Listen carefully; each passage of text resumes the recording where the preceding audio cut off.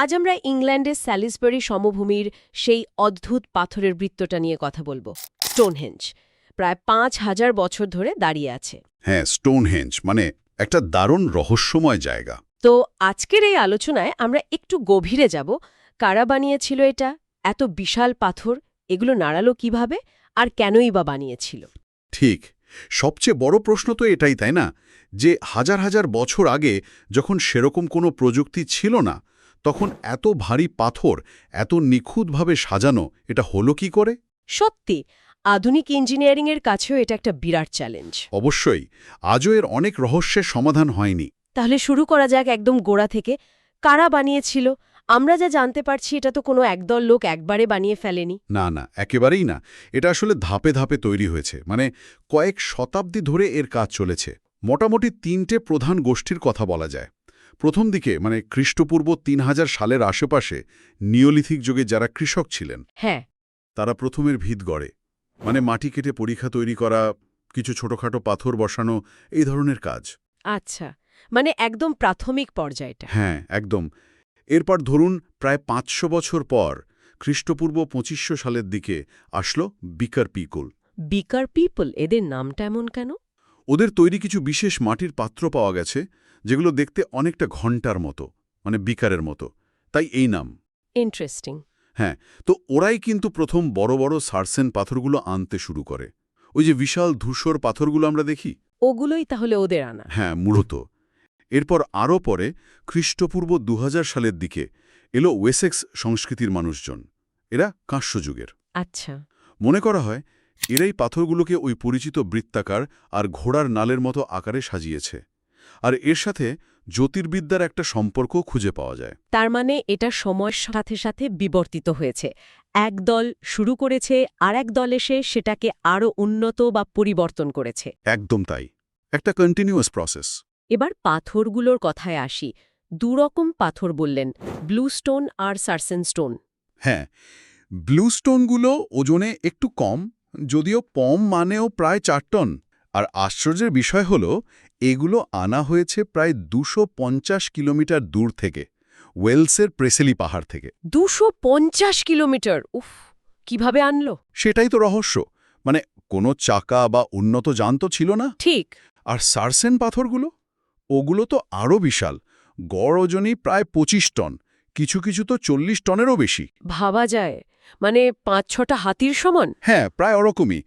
এগুলো আনা হয়েছে রিলেটিভলি কাছের জায়গা থেকে, মানে ৩০ কিলোমিটার মতো দূর থেকে, মার্লবরো ডাউন্স থেকে। কিন্তু ৩০ কিমি দূরে হলেও ২৫-৪০ টন পাথর সরানো কিভাবে? প্রচলিত ধারণা হলো হয়তো গাছের গুড়িকে রোলারের মতো ব্যবহার করে বা স্লেজ গাড়িতে টেনে, অনেকে আবার নদীপথ ব্যবহারের কথাও বলেন। কিন্তু কাঠের গুঁড়ি কি এত ওজন সইতে পারবে? সেটাই একটা প্রশ্ন বটে, মানে অনেক গবেষকই এটা নিয়ে সন্দেহ করেন।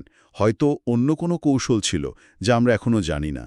হাজার হাজার লোকের একসাথে চেষ্টা তো লাগবেই। অবশ্যই, সেই সময়ের সংগঠন ক্ষমতাও নিশ্চয়ই অসাধারণ ছিল। ঠিক তাই, এখানেই তো আসল প্রশ্নটা আসে। এত কষ্ট, এত আয়োজন কেন? কী উদ্দেশ্যে বানানো হয়েছিল স্টোনহেঞ্জ? হ্যাঁ, এটাই সবচেয়ে বড় রহস্য।